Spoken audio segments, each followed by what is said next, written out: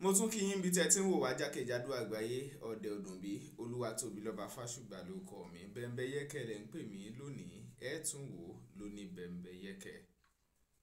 mo wà pẹ̀lú Prophet Fẹ́mi Wahab lójú òpó wa ń bí tájọ máa takùrọ̀sọ ọ̀rọ̀ nípa Bobrisky àti Very Dark Man tó ní nǹkan ṣe pẹ̀lú àwọn èèyàn míì tí wọ́n dákọ̀ wọn nù voice àti fídíò tí wọ́n gbé jáde òun láwọn pẹ̀kẹ́lù. mo kí yín Prophet Fẹ́mi Wahab. mo kí yín olóòtú ẹ kó ojúmọ́. ẹ ṣeun. níbikíbi tí ẹ wà lágbára láyé mo kí gbogbo yín pátápátá ń gbọ́ wa tó ń wò wá ọlọ́run ò ní padà lẹ́yìn wa ọwọ́ ọ̀tá ò ní tẹ̀ wá ayé ò ní borí wa ní orúkọ Jésù. mo gbàdúrà fún iléeṣẹ́ Bẹ́ńbẹ́yẹ́kẹ́ òkèlè máa lọ ẹ ò ní wálẹ̀ ní orúkọ Jésù àmín. tọ ẹ ṣeun ẹ ṣeun. àwọn ìwé ìròyìn gan ti gbé jákèjádò orí social media gbogbo ẹ ti fọ́nká síbẹ̀ lórí ọ̀rọ̀ tí Very Dark Man tó bù síta eléyìí tí voice note voice recording Bobrisky ti jáde tó fi lóun láwọn bàbá àṣàlẹ̀ òun béèrè owó kan nípa pé bóun ṣe wà lọ́gbà ẹ̀wọ̀n kó má bàa sunú ọgbà ẹ̀wọ̀n ìgbà kan àti gbogbo ẹ̀ bẹ́ẹ̀. nígbà tí ẹ kọ́kọ́ gbọ́ ìròyìn yìí kí ló wá sí yín lọ́kàn? ẹ ṣe olóòtú ọ̀pọ̀lọpọ̀ àwọn òròyìn báyìí èmi kò ń ráyè gbọ́ wọn ṣùgbọ́n wọ́n máa ń sẹ́ǹdì ẹ̀ sí wa ṣe pa lóríṣiríṣi àwọn ọmọ èmi wà lamẹ́ríkà èmi wà Nàìjíríà èmi wà táwọn ìbá rí nǹkan mi wọ́n á sẹ́ǹdì ẹ̀ sí yàn bí ìránṣẹ́ Ọlọ́run kí lẹ fẹ́ ṣe sí nǹkan báyìí. ṣe rí ní tí mo kàn rí sọ̀rọ̀ yìí ni pé kọ́lọ́run kó ṣàánú ìlú wa Nàìjíríà àti mọ irọ́ sóòótọ́ ó ṣòro Nàìjíríà àti mọ òótọ́ sírọ́ ó ṣòro Nàìjíríà because kò sẹ́ni tó lè sọ pé ẹnìkan bá lè yàn dáadáa ẹnìkan bá lè ṣe yàn dáadáa because ìlú yẹn ó ti jọ̀ mọ́ra wọn olótìtọ́ ṣọ̀wọ́n torí ó jẹ́ pé gbà mí tí wọ́n bá gbọ́rọ̀ mi ẹ̀ á ní kò rí bẹ́ẹ̀ ìyá tún gbọ́rọ̀ mi ìyá lórí àmọ́ níbo lè yàn tiẹ̀ fẹ́ gbà gangan tí wọ́n á di pé ẹni mẹ́ta máa fi bínú kọ oríṣiríṣi nǹkan sórí íńtánẹ́ẹ̀tì wọ́n ti wà frustrated pẹ̀lú system tá à ń lò system yẹn orí bákan system ìlú yẹn ló ń kọ́ sí gbogbo àwọn sinero tẹ̀ ń wò yẹn Ọlọ́run kó ṣàánú Nàìjíríà àtàwọn tó ń gbé ìlú yẹn àtàwọn ọmọ ìlú yẹn pátápátá. àmín. ọ̀dà nínú ọ̀rọ̀ tí Very Dark Man sọ ó dárúkọ bàbá Fẹ́mi Fálànà ìgbà tó dárúkọ bàbá Fẹ́mi Fálànà wípé wọ́n ní bákan náà ó dárúkọ ọmọ bàbá Fẹ́mi Fálànà yẹn Falz eléyìí jẹ́ kí àwọn èèyàn kan wò pé ṣùgbọ́n àwọn kan ní tábà ní àwò dáadáa o bàbá Fẹ́mi Fálànà iṣẹ́ tí wọ́n làwọn ń ṣe kò ní nǹkan ṣe pẹ̀lú bọ́wọ́bọ́wọ́ kankan nú ṣùgbọ́n wá ní èwo wá ní ti Falz tí ó wáyé nínú ọ̀rọ̀ yẹn báwo lẹ́yìn ṣe rí sí?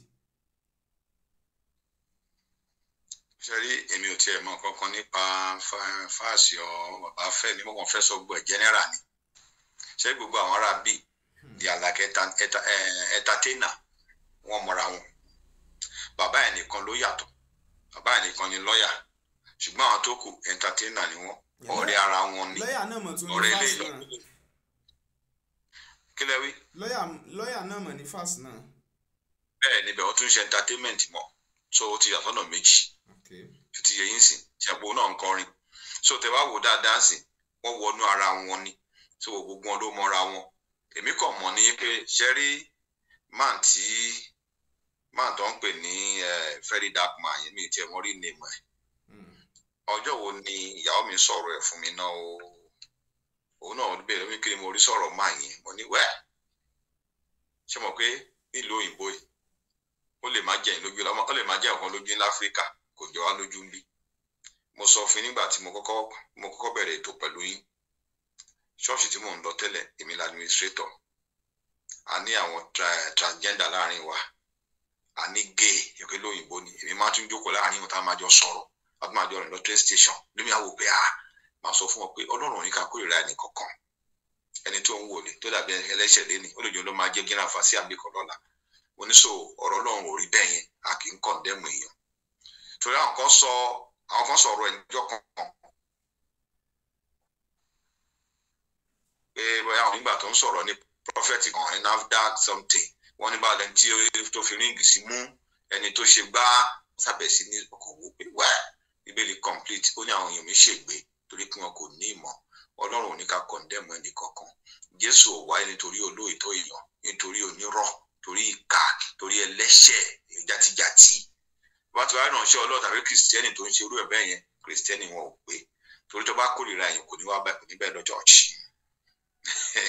tó bá kórìíra èèyàn kò ní súnmọ́ ẹ so kákọ́ gbé ẹ̀ tẹ́gbẹ́ kan ṣe wá rí gbogbo ọ̀rọ̀ tí ọ̀bọ ẹ̀ bá ń sọ pátápátá èmi discover torí ìyá mi sábà máa ń worú àwọn kan bẹ́ẹ̀ lẹ́kọ̀ọ́ tó bá ti ráyè máa ń láìpẹ́ máa ń láìkí gist Nàìjíríà so èmi máa ń sọ fún pé ẹni tó ń wò yìí nǹkan tó fà á tó ṣe stand ni pé òótọ́ ló máa ń sọ tí ò bá rò kí òtítọ́ kì í sábà sọ á dẹ̀ fi evidence or proof wọn tẹ bá ṣàkíyèsí ẹ̀ ó máa gbé proof jáde báyìí kò ń ṣe kí bóyá mo gbọ́ nǹkan báyìí táwọn máa ń sọ tó máa lọ àwọn blogger mi á sọ pé nǹkan báyìí ṣẹlẹ̀ tó máa wo kíní àtòkèdè lẹ̀ nírí kankan bẹ́ẹ̀ ṣùgbọ́n ti tiẹ̀ á sọ pé proof rẹ̀ bí ìgbà tá pé ẹnìkan sọ pé ó lè dá kí wọ́n máa jà lọ sí John 2:5 báwo ni ó lè ò dá o ṣé wọn pé ẹnìbọdì adákẹ́ síbẹ̀ ni bó ṣe ń ṣe títí ẹ̀ nìyẹn ṣùgbọ́n eléyìí tó sọ yìí sí ṣe ń gbọ́ mi eléyìí tó sọ yìí sí tó bá yá ẹ̀gbọ́ ṣe rí ẹ̀gbọ́ oríṣiríṣi nǹkan ọjọ́ kan yàwó mi sẹ́ndì kíní kan sí mi wọ́n sọ pé ta lè léyìí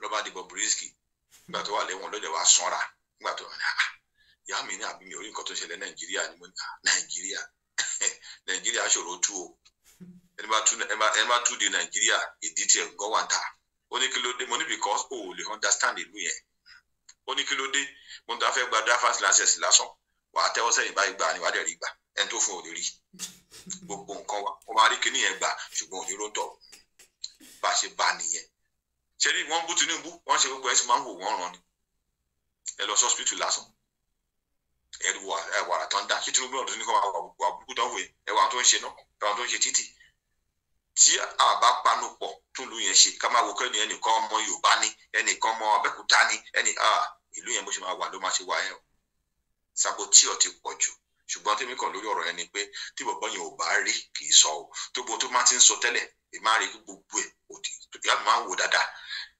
ìyá máa sọ fún mi pé tí mi ò rí nǹkan owó tó lè gbẹ́ni yẹn ń sọ ó kàn jẹ́ pé ẹ̀yin ò rí kó jẹ́ kìrìsìtẹ́nì ọ̀tọ̀ nígbà tá à ń dàgbà ara àwọn bàbá mi fẹ́ pé bàbá mi fẹ́ fún wọn lọ́mọṣẹ́lá wọn kírun wọn ṣe kan ṣùgbọ́n wọn lè ṣe kàláìláì àwọn kan wà bẹ́ẹ̀ wọ́n wà pure wọn sí lọ́hùn ṣùgbọ́n wọ́n nínú tó mọ́ ṣe bí gbàgbọ́n àtọ́ lọ ṣe omi fáwọn kan lásán gbàgbẹ́ kọjá kò ṣe omi nà àfáà gbàgbẹ́ kọjá kò ṣe omi nà so omi tó ṣe fẹ́ àwọn fámìlì ló mú ni wọ́n lè lóhùn ṣe káàkiri bẹ́ẹ̀ yẹn ni kò dẹ́ ṣe local government chairman kò ṣiṣẹ́ kò ṣe ọkọ̀ fúnjọba owó ti tiẹ̀ ni so ntẹ́mi kàn rí ni pé bí mi ṣe wo ọ̀gbẹ́ni yẹn tí kò bá rí kì í wí àwọn kan sẹ́ndé kíní kan sí mi ń jọkàn nígbà tó wọn àti pásítọ̀ Jeremiah bẹ̀ sí ní fa wàhálà máa yẹn ó wá ń sọ àwọn ọ̀rọ̀ kan wọ́n á sọ fún ìyá mi pé ṣé ó rí nǹkan tí ọ̀gbẹ́ni yẹn sọ kí ni wọ́n rí sí báwo ni mánà gbọ́dọ̀ máa gbàdúrà àti kí àmàjábọ́ látòkè kí mo ní it's embarrassing láì jẹ́ ká ìwọ Nollywood but things of spiritual wọ́n á yẹ kí ìtì ẹ̀ lè wá gbà ó tún ní òkúta kankan máa jù fún yìí wọ́n máa jù fún èṣù á lè rí èṣù ní physics wọ́n ní báwo làwọn àwọn ẹ̀dẹ̀ tó ń tẹ̀lé wọn lẹ́yìn kí la fẹ́ sọ sí yẹn èyí tí mi kàn mọ̀ ni pé tí màá yẹn ò bá rí kì í wí o ó wá lè jẹ́ eléyìí o ẹgbọ́n mi o ó lè jẹ́ eléyìí ó lè jẹ́ kí fake information ló tẹ̀lé ṣùgbọ́n gbogbo nǹkan tó bá ń ṣe ó máa ń fi proof hàn báàbò ní ká má ṣe dá ẹnikẹ́ni lẹ́jọ́ ṣẹ́ẹ̀dẹ̀ rí máa ń sọ fáwọn èèyàn iṣẹ́ àwa àránṣẹ́ Ọlọ́run truth tá a máa ń tẹ̀lé iṣẹ́ àwọn ọlọ́pàá òun ni kíni òun ni evidence àti court ẹ̀yìn sìn fact ẹ máa ń tẹ̀lé ẹ̀yin journalist ẹ gbọ́dọ̀ rí fact kẹ́ tó gbé nǹkan jáde ṣùgbọ́n tí mi rí nípa ọ̀gbẹ́ni yẹn ni pé tí kò bá rí tó máa fi tẹ́wà tó gbé kíní ẹ̀ jáde gbogbo kíní ẹ̀ tó gbé wọ́n ṣe ṣáàtì gbogbo ẹ̀ ló wà pé ọ̀rẹ́ náà ṣáàtì gbogbo ẹ̀ so mi lè sọ pé òun sòótọ́ tó pé Nàìjíríà corrupt gan ẹni tẹ́ respect rárá ẹ máa bá ń di àwọn nǹkan tó ti ẹ̀ka bá ń di ẹ̀ ẹ̀wòyà tó ń jẹ lóyè ẹ̀wòyà tó ń jẹ lóyè ẹ̀wòyà tó ń jẹ Nàìjíríà ṣé ká sọ pé ẹ wò ṣé kò sílẹ̀ tá a fẹ́ fi gbìn nǹkan sí tíbi fi ń pa àwọn èèyàn àbí tá a máa gbìn nǹkan síbẹ̀ kò ń ọ̀pọ̀lọpọ̀ oúnjẹ tá à ń jẹ Nàìjíríà 3 months nílà lọ́ fi máa grow máa fi di jíjẹ tí wàá là ń jìyà àwọn kìnìyàn fún ẹ wo gbogbo nǹkan yẹn kò ní bẹ́ẹ̀ ṣe lè kàwé tó ṣẹ̀ bá ti mọ̀ lókè ẹ̀ lè débi kọ́kọ́ kò bẹ́ẹ̀ ṣe lè kò sí bẹ́ẹ̀ ṣe lè fáyìn tó tẹ́ bá ti mọ̀ níbi kankan ẹ̀kọ́ máa useless kálẹ̀ ní. So okay èèyàn kan pè mí last 3 days ó ní pálí tán ní kan máa ṣe 50,000 80 náà ń ṣe jẹ́tí bẹ́ẹ̀ mo tún wá bá a pè èèyàn kan bì kan náà the same now wọ́n á gbé kan ṣe meeting papọ̀ wọ́n fi tàṣítàṣí tó bá kọ́ tó bá ṣe bẹ́ẹ̀ olùkọ́ pálí òní jáde ẹ máa wọ orúkọ bẹ́ẹ̀ so mi lè sọ pé nǹkan tó sọ ṣùgbọ́n tí màá yóò bá rí fact kì í sábà sọ tí mo fẹ́ sọ bẹ́ẹ̀ ni olótú ẹ ṣe. ó dà ẹ ṣeun ṣùgbọ́n lẹ́yìn ìgbà tí ó gbé ọ̀rọ̀ yẹn jáde àwọn nǹkan oríṣiríṣi míì ti bẹ̀rẹ̀ sí jẹyọ torí òun náà ti bẹ̀rẹ̀ sí ṣe àwọn ètò kan jáde lẹ́yìn ìgbà tó jẹ jáde inú mi dùn pé ẹ sọ pé ẹ wo fídíò yẹn níbi tó ti sọ̀rọ̀ tó play voice note tó gbé àwọn chat jáde ṣùgbọ́n lẹ́yìn ọ̀rẹ́yìn ó gbé kan jáde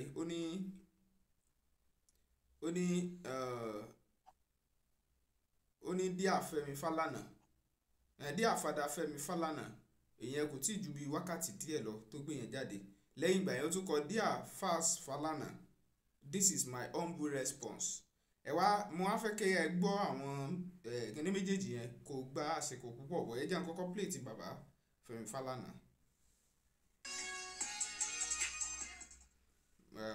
Mbọ̀.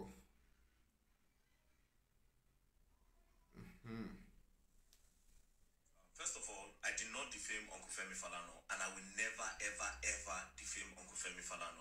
Uncle Femi Falana, SAN, is somebody that I respect 100%. Not because of his position as a SAN, but because of what he has used the position to do, representing the likes of me. The likes of me that speak against the ills of the society, abuse of power, abuse of influence, and also the bad dealings of the government. Uncle Falana have represented the likes of me and a lot of other activists. I am not an activist, however, but he has represented a lot of people that I personally know. Now, one other person that I represent that made me love him more is Fela Anikulapo Kuti. Fela Anikulapo Kuti is a role model to me, and I saw the way he spoke fearlessly, and I emulated everything, and I said, if I'll be on this earth, I will say it the way I feel it, and I will say it straight up. So imagine Uncle Femi Falana defending somebody like Fela. That means I extended the love to Uncle Femi Falana. Imagine somebody like Fela, Jesus Christ. I mean, Fela came and said, Muhammadu Buhari is an animal, and Muhammadu Buhari was the head of state, and Uncle Femi Falana was his lawyer. How then will I defame him? I only reacted to the call Bobrisky made, which he put allegations that Bobrisky was the one that alleged that Uncle Femi Falana and files connected Uncle Femi Falana and blah blah blah and 10 million naira. Do you understand? And what I said is I choose not to believe that Uncle Femi Falana will be associated with that. And if I will be disappointed, I will be disappointed because of his position in society and because I know what he represents. Now, I had an option of cutting that video at the part where he mentioned files. Do you understand? But I refuse to because I want an investigation on the matter. I want a thorough investigation on the matter. Now, let me even tell you guys what is funny. I have another one to post, which I will post tomorrow, that is from a totally different person again. Do you understand? I want a deep investigation on this issue.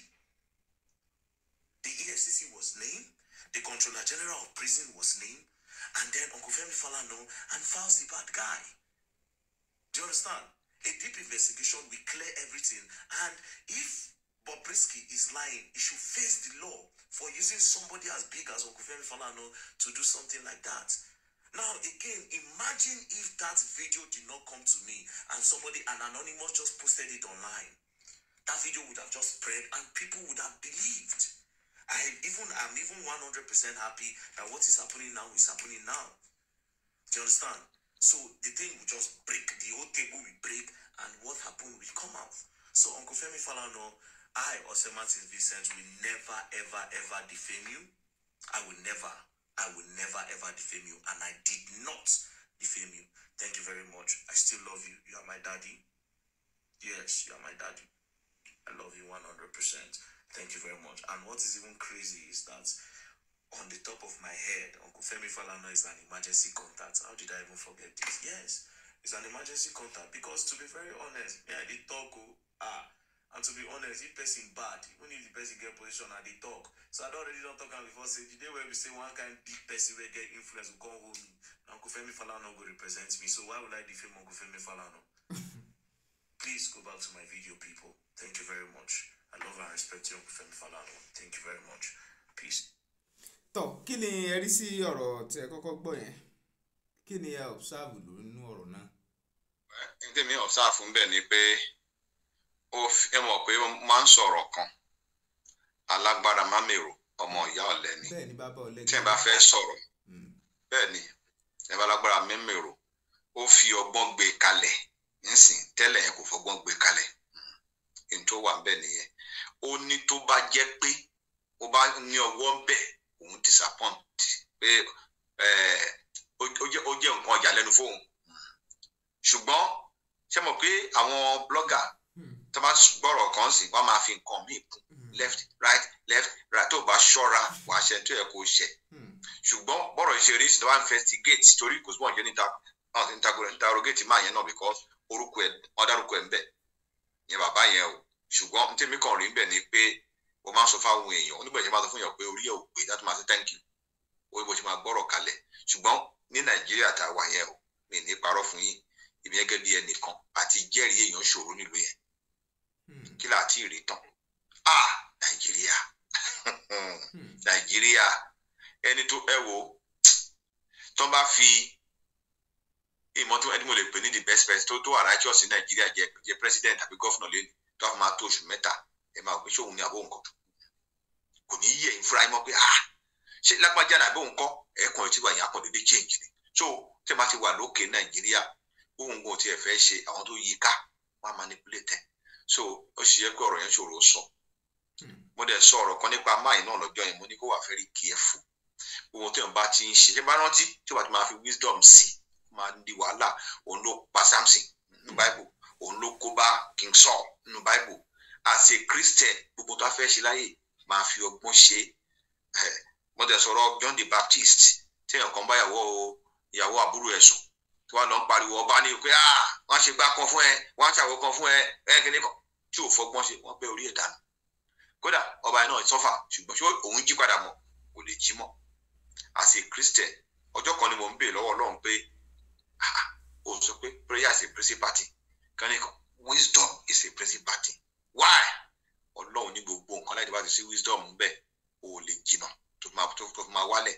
Mo ní why? Ọlọ́run sọ fún mi pé because àyà gbọ́n ògún gbẹ̀gbọ́n nílé ayé yìí o àyà ń bẹ̀rẹ̀ ògún gbè tí o wọ́n ṣe pàwé ẹ̀ ńlẹ̀ Yorùbá nìyẹn. Ẹni tí òun bá ń bá ṣe nǹkan àná ọlọ́gbọ́n tiwọn o. Nígbà Ọlọ́run sọ fún wa pé do not be ignorant of devices of the enemy. This mean pé enemy náà gbọ́n o wà very careful. Kì í pa náà kì í rọ̀ ta lè sọ a gbọ́dọ̀ wà very careful. Kì ní kan ṣe ẹ̀dá nìkan sẹ́yìn sí mi nípa bàbá Adébóyè tó bẹ̀rẹ̀ sí ní bú bàbá yẹn. Kí n gbà yẹ Goodluck Jonathan bàbá yẹn bọ́ síta ó bẹ̀rẹ̀ sí ní protest nítorí pé Yorùbá ló wà ń bẹ̀ kò sí tán sọ́tàn. Ọwọ́ àrò títí mú ní ìwọ lọ irú ayé wò la wá yìí. Ọlọ́run á sọ fún mi pé kí lèmi náà fẹ́ sọ. Wọ́n á sọ fọ́lọ́ mu ní torí ẹ̀ jẹ́ pé máa ń bá àyàn sọ̀rọ̀ máa fẹ́ wà ní middle mi fẹ́ wà níwájú mi fẹ́ wà lẹ́yìn torí àwọn tó ń pùṣẹ̀ pé àwọn àwájú yẹn tó bá dé tó wọ̀ ní wọ́n lọ́wọ́ forí gbé o. Ẹ wo bí tẹ́ ti ń ṣiṣẹ́ ń sìn tí ẹ̀kọ́ bá ṣe ohun tí ò dáa sí ẹ̀yin lẹ́ṣẹ̀ o.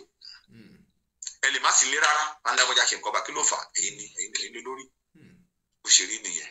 So máa yẹn tó bá mọ̀ yẹn dáadáa kó máa fi ọgbọ́n ṣe nǹkan òmò kan náà kan lèèyàn máa ń dá sí to learn how to overlook things. Nàìjíríà tó bá lo physical tó bá rí wọn lo spiritual against you. Tó bá ti ń ṣe nǹkan bá máa fọgbọ́n ṣe bẹ́ẹ̀ kó má ṣe àgbàǹgbà máa jọ lọ́bọ̀ ń wò yẹn tó bá délẹ̀ tán wọn nìkan ló máa ríra ẹ o. Ẹ̀dẹ̀ wo ìlú yẹn ọmọ ṣe ń rò pé tó bá rí nǹkan tó lè tán rí wọ́n lè lọ plant kan síbi kan tó ti expect rárá tó ń bá nìyẹn ẹni tó lérò wọ́n lè fi sẹ́ẹ̀tẹ̀. Wọ́n dẹ̀ ní bó ti kó gbọ́n tó o ò lè gbọ́n bí ẹni tó ń ṣọ́ ẹ o. Ìyẹn láti wà very careful ní ilé ayé yìí wọ́n á sọ fáwọn ọmọ bíbí inú mi àtàwọn ọmọ ọjọ́ mi ẹ wà very careful ẹ má gbọ́n jù ẹ má gọ̀ jù kò gbóná kò tutù lèèyàn fi ń lo ilé ayé tó bá gbóná jù wá dì pẹ̀lú ẹ tó bá tutù jù wá rà ẹ̀dẹ́ bẹ́ẹ̀ má máa gbé tókè máa gbé wálẹ̀ bí wọ́n ṣe ń pẹ́ láyé nìyẹn tó o bá ti ṣe bẹ́ẹ̀ ò ní pẹ́ o ìka èèyàn pọ̀ èèyàn rí lọ láti wá very careful. ẹ jẹ́ ká wá gbọ́ ti Falz náà lẹ́tà. ok ọmọ bàbá yẹn. Dear Falz Falana, this is my humble response. Very dark man ló sọ bẹ́ẹ̀ ẹ gbọ́.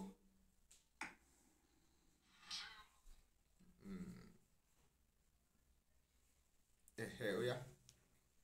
Falz the bad guy posted a letter that says I should retract. Alright, so in respect to what Falz the bad guy posted, a letter that says I should retract my statement and I should apologize for defaming him.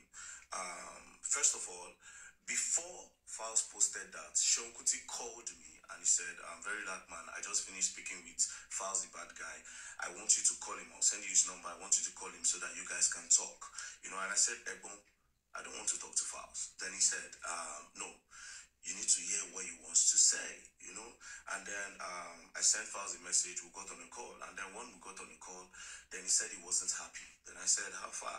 Then he started talking, you know. I said, he said he was started talking about defamation, that he wasn't happy. Then I said, Falz, I thought you're calling me to tell me your own side of the story so that I will know what's up, you know. But I don't understand what's going on now. So at a point in the conversation, I felt like Falz was recording me, you know. And then I said, Falz, I feel like you're recording me. I feel like you're trying to get evidence from me or trying to make me say something so that you can hold me by my wrist, you know. And then when I said it, he could not defend that, you know. Then he went on saying things like, since you know me on social media or my family, have you ever heard anything negative about myself or my father? I said, I have never heard anything negative about your father, Femi Falana. However, you yourself have heard something negative about you. Then he said, what have you heard about me? Then I said, my bro, it is for my own consumption and not for me to tell you, you know. So it was almost as if he was trying to pick my brain to know what I know and the length of things that I know. Well, anyways, that's by the way. Then the whole conversation ended up with me telling Falz that, thank God you are a lawyer, so you will not need to pay a lawyer to stand for you in court. But as for me, I did not defame you, and I'm standing that I did not defame you. So I will see you in court. That's number one. Number two, I did not read what Falz posted until later. And then when I read what Falz posted, I said, wait a minute. Bobrisky is saying that the voice call was fake. And now Falz is confirming that Bobrisky, they actually had a call. Do you understand? The only difference is that he's saying that Bobrisky was the one that called him, while Bobrisky is saying that it's Falz that called him. Falz is saying Bobrisky has him for 3 million. Bobrisky is saying that Falz said he should pay a lawyer with his father 10 million naira. Do you understand? Now, what I expect Falz to do, instead of addressing that letter to me, I expected you to address that letter to Bobrisky, requesting that he should clear your name off that voice call. I should clear Uncle Falana's name off that call, not you coming for me. Do you understand? I wasn't the one in the record. Do you understand? My reason for posting that is to expose corruption.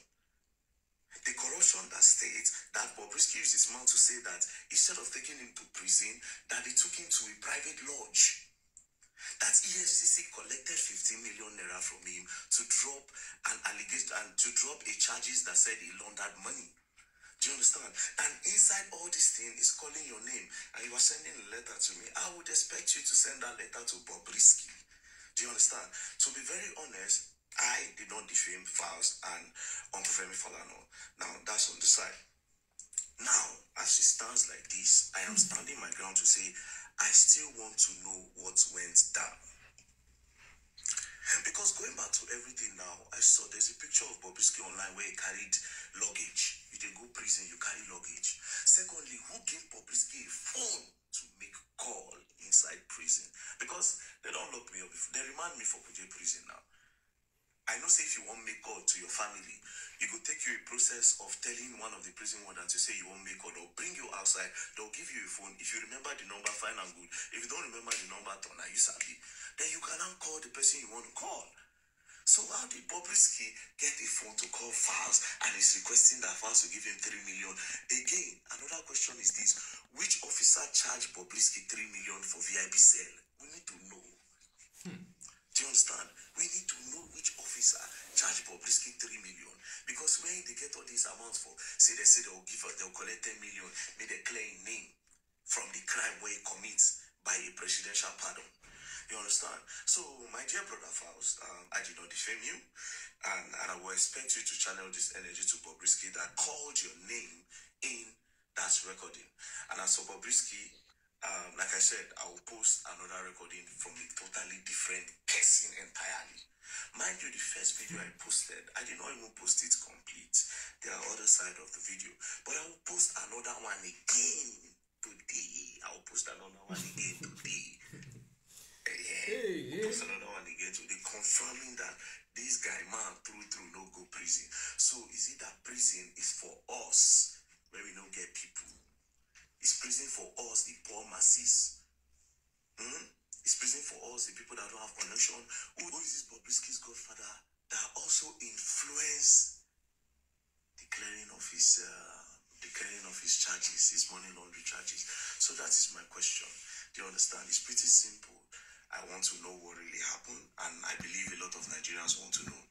That being said, some Nigerians, I see comments like, is Bobrisky the problem of the country? No, Bobrisky is not the problem of the country. However, the stories and the corruption surrounding Bobrisky is part of the problem of Nigeria. Do you understand? Now, just imagine if it was a whistleblower that said the thing about the money laundering. You understand? And tomorrow now you can't release the person, or you go put down for one lodge. That person where you put for lodge now can't orchestrate, can't plan the buying of the person where do whistleblowing. Do you understand? They cannot investigate the person that is inside prison again now. They will say, this one day prison. That means another person do them. They don't know say the person there outside. This thing is very deep, but you all don't understand. It's not about Bobrisky, it's about the corruption. Tomorrow now you go carry your Abelu. Do you understand? So what if Abelo pays and drop his charges and we think he's in prison? So how do you imprison politicians when they do wrong if the normal average people are paying to remove charges and are paying to stay in an apartment instead of a prison? Nigerians wanna get to that brain. Anyways, you all better don't play, else you're gonna learn. And you will learn the hard way. Peace.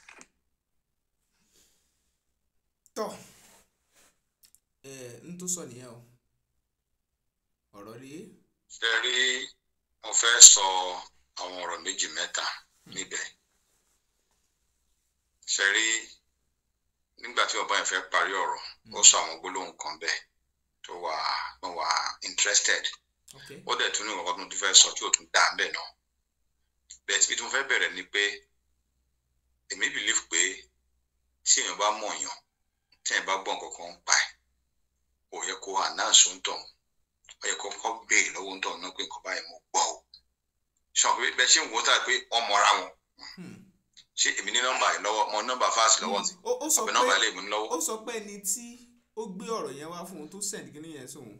Ó ní òun wípé ẹni yẹn send nọ́mbà fáàsì sóhun pé kò ń bá fáàsì sọ̀rọ̀. Pé kò ń pe fáàsì.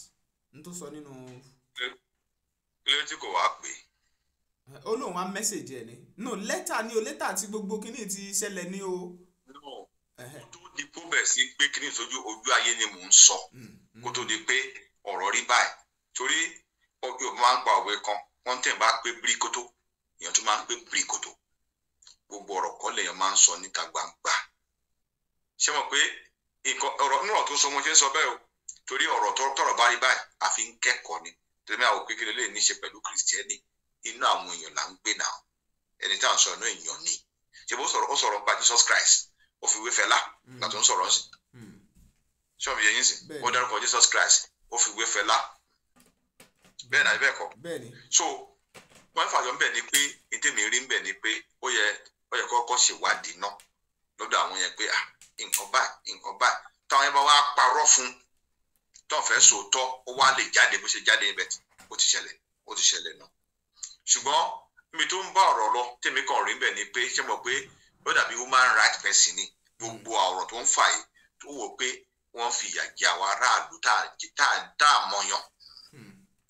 ṣẹ́gun náà ti lọ sẹ́wọ̀n òun náà ó wà ìkanra ẹ̀ sì wà lára òun náà pé òun jìyà ó fi wáyé pé àwọn kan fi wá yàtọ̀ tó yẹ yín sìn tó yẹ àwọn kan fi yàtọ̀ adẹ̀tún náà tó tún wà nù ipò yẹn báyìí tá a sọ̀rọ̀ lọ́wọ́ yìí tó ń jìyà ẹ̀mọ́dì tó dẹ̀ pa àwọn kan ṣe ju tiwọn lọ. ṣẹ́gun tún mẹ́sàn-án Ìyá Bello tẹ́ bá wọ ọ̀rọ̀ ẹ dáadáa so gbogbo tó ń sọ yẹn sìn ó ń fẹ́ dé àwọn gọ́fìmẹ̀ntì síta pé wọ́n wà bias wọ́n fẹ́ àwọn tó bá wà tó lórúkọ wọ́n kíìpù wọn àwọn tí ò lórúkọ ló ń fìyà jẹ tẹ́ bá wò dáadáa ibi tó ń bá ọ̀rọ̀ lọ nìyẹn ṣọ́ọ̀bù yẹn yín sìn tẹ́ bá dẹ̀ wò ó rí ọ̀rọ̀ sọ o kò sẹ́ni tí ó mọ̀ pé òótọ́ ló ń sọ tí a kì í mọ̀ sọ láti bẹ̀rẹ̀ wa tí má ti ń gbọ́rọ̀ bọ́ ẹ̀ wọ́n rí mi ò ń gbè lẹ́yìn èèyàn o mi ò mọ̀ ọ́ rí mi ò rẹ̀ láti mọ̀ ọ́ tó bá pè mí máa dá lóhùn ṣùgbọ́n pé mo gbè lẹ́yìn ẹ̀ no ṣùgbọ́n tẹ́ bá ṣàkíyèsí àwọn ọ̀rọ̀ tó máa ń fọ́lò kì í bó lọ print kìíní ibi ìkànnì àwọn tẹ́fíbọ̀dì rí ni kọ̀dá ṣe kọ́tọ́ lè yẹn tó wọ́n dì tiẹ̀ gbogbo ẹ̀wọ̀n lórí kílẹ̀ bó ṣe rí ṣùgbọ́n táwọn ìjọba bá débẹ̀ wọ́n á investigate ní dáadáa bẹ́ẹ̀ tó ní láti wà fẹ́ rí careful ẹ̀dẹ̀ máa bá gọ́fìmẹ̀ntì ìjà máa múra torí ọ̀rọ̀ bá ti ń jẹmọ́ ọ̀rọ̀ gan wọ́n ń ta ní gọ́fìmẹ̀ntì àwọn tó wà ń jọba ní kò jẹ́ pẹ́ Tinubu là ń sọ ń gbà ẹ̀ o gbogbo ẹ̀ bá ti connect mọ́ gọ́fìmẹ̀ntì wọ́n àjà sọ̀rọ̀ yẹn sìn so ó dẹ̀ kéré láti wà fẹ́ rí careful irú bàbá yẹn sìn ẹ̀wọ̀n kó ó tánì sí méjì bàbá yẹn sìn ẹ̀ náà pè ní defamation because bàbá yẹn sìn báyọ̀ ṣe ń wọ ẹlòmíà ní ẹ̀wọ̀n káwọn èèyàn wà wọ́n ṣe gbọ́rọ̀ yẹn tí a support ọ̀rọ̀ tó sọ yẹn tẹ́ máa wọ bàbá yẹn ní yòókù láti jẹ́ yẹn lọ wọ́n ti wà bẹ́bẹ̀ tó tiẹ̀ fẹ́ gbọ́ ní tó ṣẹlẹ̀ mọ́ irú fast dẹ́n sọ yẹn náà sìn àwọn tó ti ń pọnlé tẹ́lẹ̀ wọ́n á máa fojú ẹ̀fẹ́ kan pé tó ọ̀bọ yẹn náà yọ̀ báyìí ìdájọ́ ń pretend ni yẹn làwọn náà ṣe fara ya pé no ó tún sọ pọ̀ ọ̀gá prison ń ṣe o ṣẹ́ṣẹ́ bẹ́ẹ̀ yẹn ọ̀rọ̀ yẹn ti ń ràn ọ̀rọ̀dà gbé eléyìí lẹ̀ kílẹ̀ tí ń kó obìnrin yẹn tó pẹ̀lẹ̀ lọ́kùnrin yẹn ṣe ń jẹ́ ti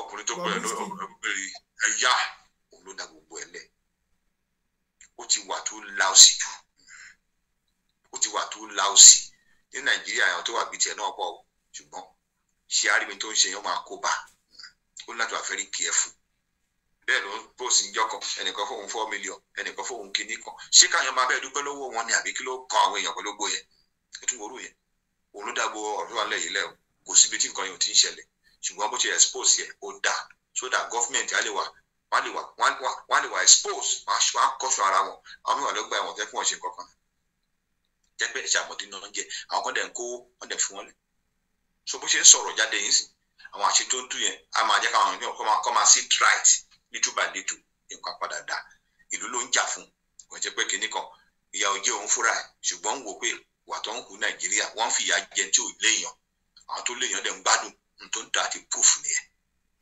kò dẹ̀ proof ẹ̀ pé òun fẹ́ gbowó lọ́wọ́ ẹnì kankan ó ń proof ẹ̀ pé káwọn tó wà ní authority kan wà lè wá nǹkan ṣe sí so ẹni tọrọ bá tabà tó bá ṣe ìwádìí tó bá jẹ̀bi ṣùgbọ́n kò ní láti wà very careful torí Nàìjíríà lé o Ọlọ́run jẹ́ kí ọ̀pọ̀ ọ̀tá ọ̀ká gbowó lórúkọ Jésù àmín. Tọ́ nínú ọ̀rọ̀ yín mo rí pé tí ń fún Very Dark Man ní àmọ̀ràn léyìí tí n bá gbọ́ yín yé dáadáa ń tẹ̀ gbìyànjú àti sọ báyìí ni pé ẹ nífẹ̀ẹ́ rẹ̀ ń tòótọ́ ó sì ń sọ òtítọ́ ọ̀rọ̀ àmọ́ kò fọgbọ́n ṣe é.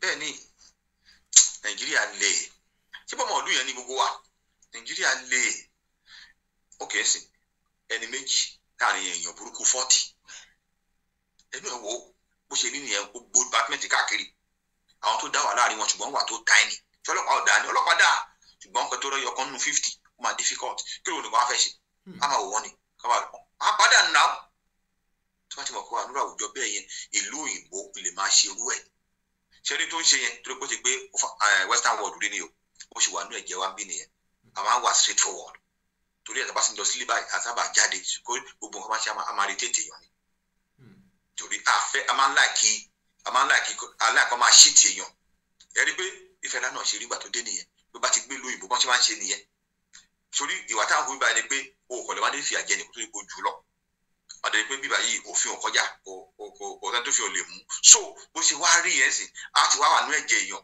tí yóò bá ṣọ́ ara ẹ̀ àkóso ọwọ́ Nàìjíríà south abroad láti wà very careful gbogbo tí màá tó máa ń sọ ó máa ń fi proof hàn nígbà NAFDAC ìṣẹ̀lẹ̀ ẹjọ́ kìíní àná ó sọ nígbà tí lè ní kó sọ̀rọ̀ kan kó má fi proof hàn èyí tó kọ̀ rí tó ṣe mistake ní eléyìí ni pé nígbà tí mo àwọn ẹ̀tẹ̀tẹ̀lẹ̀ kó kọ́kọ́ pè wọ́n kó ṣe wádìí so that kò ń jẹ́ pé after exposure tó àfilẹ̀ yàn wọ́n ṣe wá ń pè wọ́n lẹ́yìn gbogbo tó bá gbọ́ àlọ́ nǹkan ló máa gbà pọ̀ gbogbo àná kan lè kẹ́kọ̀ọ́ ni torí ọ̀pọ̀lọpọ̀ náà wà náà kọ́ bá tẹ́ pé ṣé mọ̀ pé àwọn èèyàn kan wà ó yọkùnrin ni o ojú ó lè jẹ́ àwọlé ẹ máa sọ pé ọ̀rẹ́ yìí máa bá kí ló tó ń bọ́ ọ̀rẹ́ yìí rìn má lè máa bá rìn ṣé mo tó fà àwọn àṣírí kan wà tó ti tú sí wọn lọ́wọ́ tọ́lọ́rọ̀ gbọ́dọ̀ gbọ́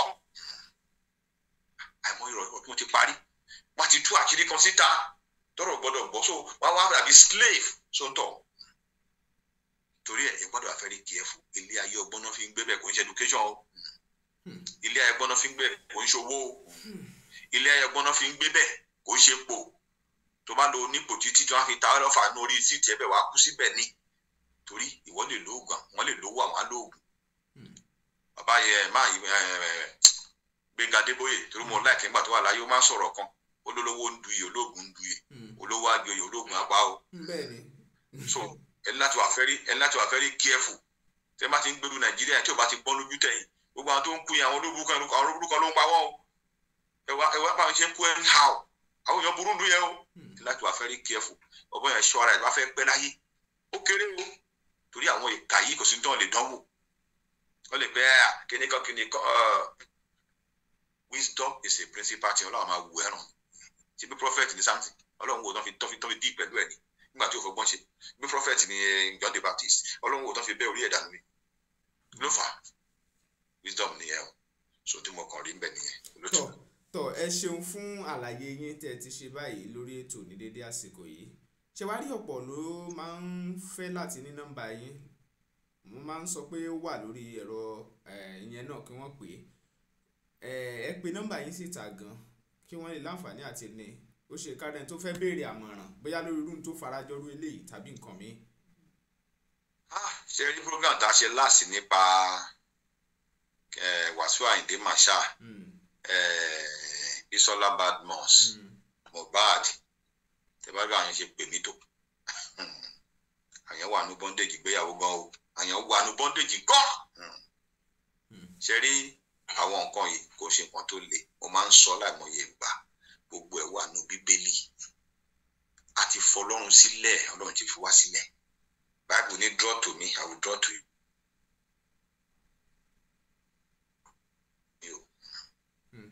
ẹni bá jìyà sọ́lọ́run ìyà jẹ́ o ṣe rí gbogbo nǹkan láyé pátápátá gbogbo ẹ̀ wà ní ọ̀rọ̀ pátápátá ṣe mẹ̀kẹ́ mọ̀ ń kó tí kínní wisdom is a principal inú Bible ló wà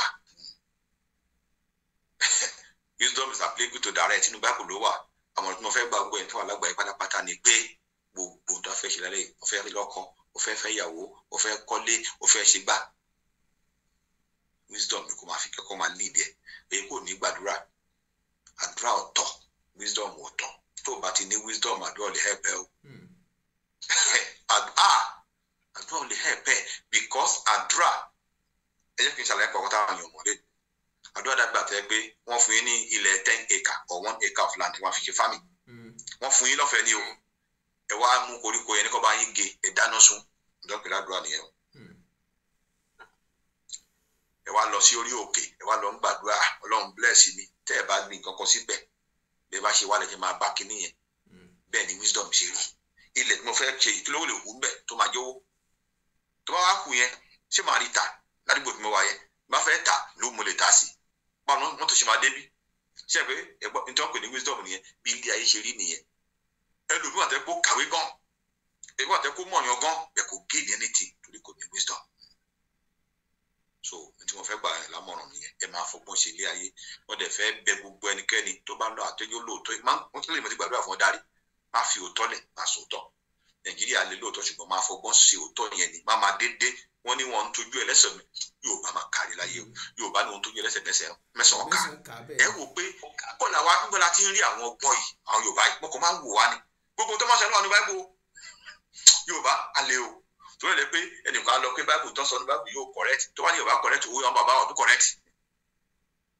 Bible sọ nǹkan Yorùbá náà tún sọ ẹ wá pé ó kò correct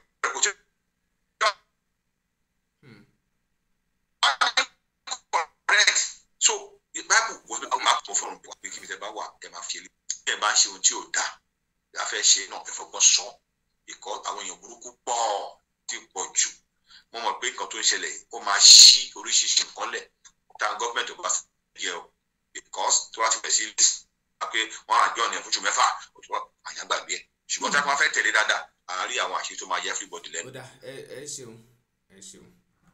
kí n tó lọ jìnnà ọmọ obìnrin mọ̀bọ́ ìṣòro kan ó ní ẹni tí ó dá fẹ́ lo fún ìwòdẹ́gbẹ̀ wọn rí mi ìdẹ́ni ọlọ́run jẹ́ kí n bá wọn débẹ̀ mo lè lọ wọ̀nyàn kí n kí wọn ó dá fẹ́ lo fóònù ń bẹ̀rẹ̀ sọ bó ṣe ń lò ó ní òkè báwo nìyẹn ṣe wá rí ṣé wọn ẹ wúrọ àwọn ọ̀rọ̀ yẹn ṣe pé ó tún mú evidence proof jáde ṣé rí ẹ má jẹ́ ká máa wò pé nìkan ṣe Christian ó jẹ́ máa sòótọ́ o àwọn ọ̀rọ̀ tó ń sọ yẹn ó tẹ́ ẹ bá sọ ó ní làákàyà mọ̀ pé ó ń sọ òtítọ́ náà so ó dẹ̀ sọ pa Fẹlá náà tó ló sọ títọ́ fi padà kì í parọ́ ẹ lè kó mú gbó ṣé gbó tó mú yẹn tó wọ́n jẹ́ ń tiẹ̀ nìyẹn kò attack anybody nǹkan tó ń sọ yẹn yín sìn ṣùgbọ́n àwọn èèyàn wọ́n máa ń fi nǹkan kan nílé èèyàn wọ́n á ní wo sáìdì nǹkan tó ń sọ yẹn wọ́n dàgbà tí ó sọ̀rọ̀ sọ́kọ́ máa wá ẹ̀rọ wa owó tá a bá sọ kò ní jẹ́ ọ̀kan lójú ń tọ̀ ó ṣe rí ogun ẹ̀sìn àti nìyẹn kò ní jẹ́ ọ̀kan a kàn lọ píìkì ọ̀rọ̀ kan bẹ́ẹ̀ ni ohun tó sọ ń bí gbogbo ìtókù yẹn arọ́ bí ṣe so ọlọ́run àtúbọ̀ máa protect ọkùnrin yẹn ṣùgbọ́n kó máa fọgbọ́n ṣe wọ́n dẹ̀ fẹ́ bẹ Bobrisky náà tó bá wọnú eléyìí torí tí ò bá ṣọ́ra apára sí tójúmọ́ kó ṣọ́ra ẹ̀ gbogbo nǹkan kan lè máa ń sọ jáde àmọ́ pé nǹkan tó ń ṣe ò dáa à ń gbàdúrà kọ́ lọ́n jẹ́ kó yí padà ṣùgbọ́n máa fọwọ́ rẹ̀ rán ẹ lọ síbi tó yẹ kó rọ kíákíá torí gbogbo tó ń ṣe yẹn ò dáa.